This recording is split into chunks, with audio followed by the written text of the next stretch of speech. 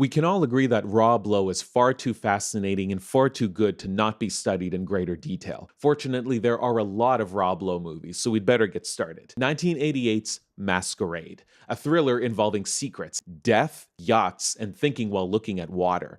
The film was written and executive produced by Dick Wolf, who would later create Law and Order, which means Masquerade accidentally answers a fascinating question. What would happen in a world where Dick Wolf exists, but Olivia Benson does not? The answer is that people get away with murder. Quite a lot of murder. In fact, the closest thing this film has to law enforcement is other murderers trying to murder the original murderers. It's less Law and Order and more order of murders. Now, we could talk about the movie. The movie is good. There are twists, betrayals, and enough reversals that every 20 minutes somebody has to completely rethink what's going on. But we're not here to talk about a movie. We're here for Rob Lowe, because Rob Lowe is what lifts an insane character with psychotic goals into a set of ambitions that scream, with work, that could be me someday. Let's imagine for a moment that Tim Whalen is played by Tom Hanks. This drifter arrives into town, becomes entangled in an inheritance dispute, and gets connected to multiple murders.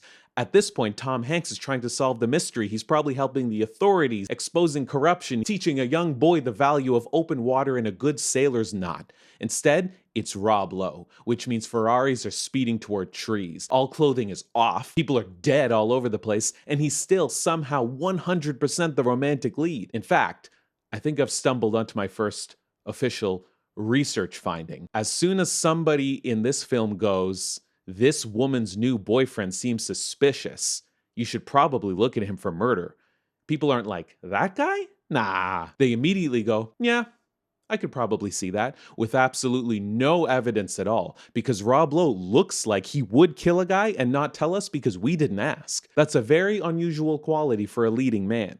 Most leading men spend the movie trying to convince us they didn't commit the murder. Rob Lowe spends the movie looking like, "I committed the murder, yes, but I'm not murdering anyone now, so is there a problem?" And somehow for most of the film, the answer is, apparently not. Research finding.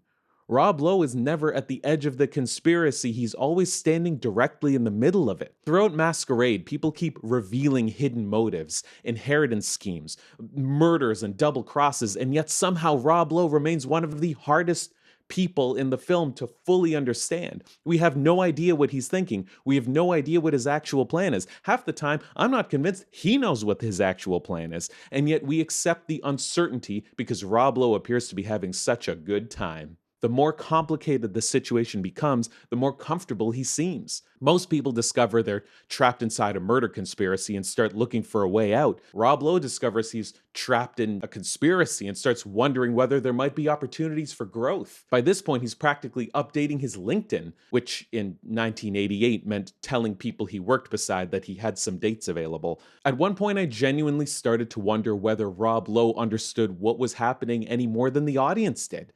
I'm not entirely convinced he did.